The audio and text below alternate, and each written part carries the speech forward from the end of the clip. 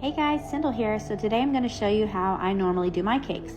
First, what I will do is I will cut the cakes inside of the pan so that way every time it will be level. You just make sure you cut the cake right on the pan straight across. From there, you want to get the cake out. You will notice that it does have a little bit of an edge, and what I normally do is I will just cut it with the scissors so that way when you go to buttercream the cake, there's no edges poking out. This is a nice and simple, easy way to fix the problem. Now we're going to put the cake on the board. What I use is an M1 tip. I will usually just put a little bit of frosting on the bottom so that way the cake sticks.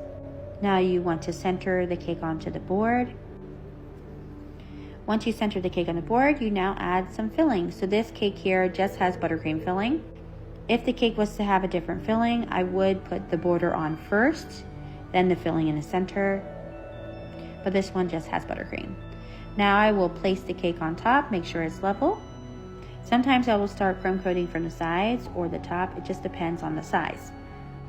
Normally if the cake's smaller, I will crumb coat the sides first and then do the top. Just make sure you don't have too much leftover frosting because it could get into your actual frosting. Now we're going to use black. I colored the black with a Mary color. Super black. It works super amazing for black color. Just remember, you don't want to make your frosting completely black. You do want to have a little gray color because as the cake dries, it will get darker. First, I will frosting the top, make sure it's nice and level, and then I will start on the sides. Right now, I'm just using an angled spatula. Once I have the entire cake frosted, I will use a scraper to scrape the sides and make sure it's nice and level. Now we're going to dowel the cake. Usually I use a wooden skewer to measure the cake dowels. I will cut it with a scissors or a cutter. That way all of the dowels will be the same size. I will use this pipe cutter for my dowels because I do use thick plastic ones. You want to make sure that your dowels are nice and thick because that way it keeps the cake from falling over. This cake will have 6 dowels, so I want to cut 6 of them.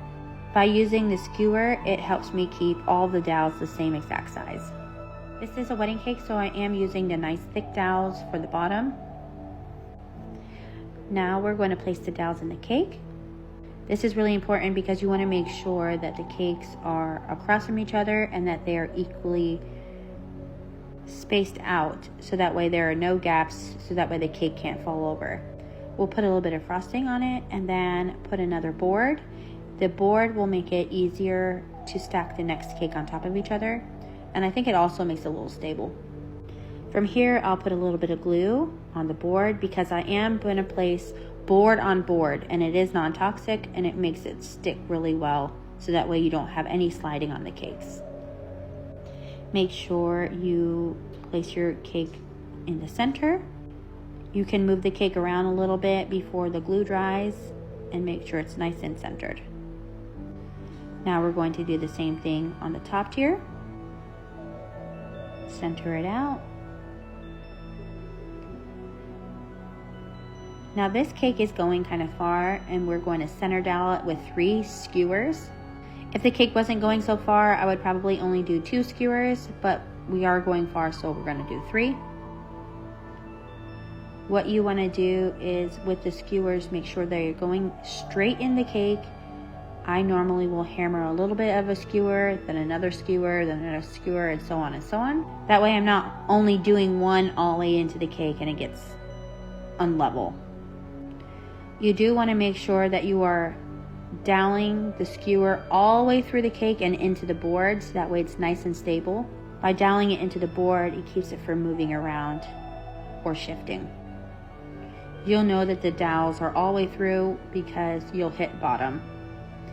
From there, we want to fill the gap where the cakes meet each other. So what I will do is I'll add a little bit of black frosting because this cake is going to have lace on it. And I don't want to have a big border or anything like that. So we want a nice smooth base. What I'll do is I'll take my spatula and just smooth out that border onto the cake so that way it's nice and smooth. Once you do that, you will notice that it is a little bit discoloration from the cake and the border, but don't worry, once that dries, it will both be the same color. Last but not least, I'm going to take a paper towel and just smooth out the cake and the border. And voila, there you are. You're all ready to decorate.